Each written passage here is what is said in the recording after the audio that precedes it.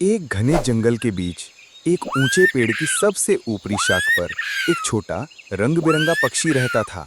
उसके पंख सुबह की पहली किरण में इंद्रधनुष की तरह चमकते थे और उसकी चोंच किसी नगीने जैसी थी।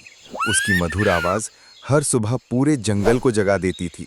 जंगल के किनारे एक छोटी सी झोपड़ी में रहने वाला नन्हा रोहन अक्सर खेलने के लिए जंगल में आता था। एक दिन जब वो अपने खिलौने की तलाश में था, तो उसने उस पक्षी की आवाज सुनी।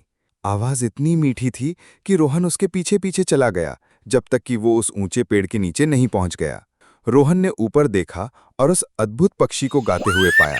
उसने धीरे से अपनी हथेली में कुछ चावल के दाने रखे और उन्हें पेड़ के नीचे फैला दिया। पक्षी ने उसे देखा, थोड़ा हिचकिचाया, फिर धीरे से नीचे उतर आया और चावल के दाने चुगने लगा। रोहन की आंखों में खुशी चमक उठी। ये रोहन और पक्षी के बीच एक दैनिक मुलाकात बन गई। हर सुबह रोहन पक्षी को दाना देने आता और पक्षी उसके लिए मीठे गीत गाता। रोहन ने उसे चिंटू नाम दिया। चिंटू अब रोहन के कंधे पर बैठने और उसके हाथों से दाना खाने में भी नहीं हिचकिचाता था। एक दिन जंगल में एक भयानक तूफान आया। तेज हवाएं चल रही थीं और बारिश कहर ढा रही थी। रोहन को चिंटू की चिंता हुई। तूफान थमने के बाद वो फौरन पेड़ के पास भागा। उसने देखा कि चिंटू अपने घोंसले के पास जमीन पर पड़ा था। उसके पंख घायल थे। रोहन का दिल डूब गया। उसने धीरे से चिंटू को उठाया और अपनी झोंपड़ी में ले आया।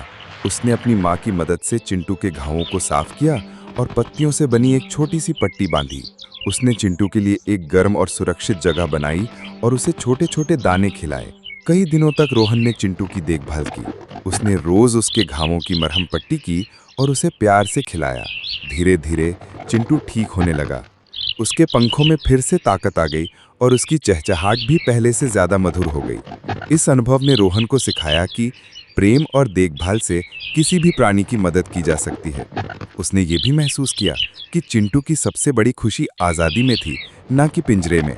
उसने चिंटू को कभी कैद करने के बारे में नहीं सोचा।